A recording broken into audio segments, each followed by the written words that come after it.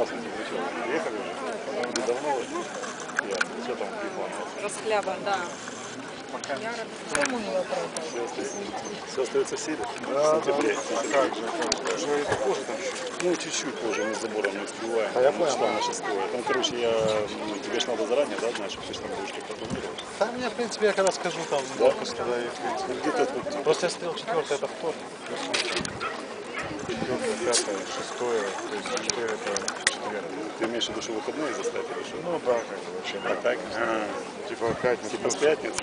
Да, можно Ну, так пятницу. это и получится. А что у нас, ты говоришь, 4 вторник? 4, 5, 6, 7. Ну, так может быть. Ну, просто, чтобы мы не приехали туда закаляться. Ну да. А не, говорят, что вот все люди, кто там сейчас отдыхают, говорят, если у нас холодно, то все равно.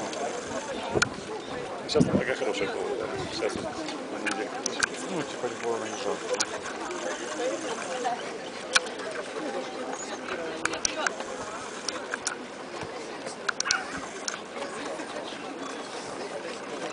Это конкурс? Да.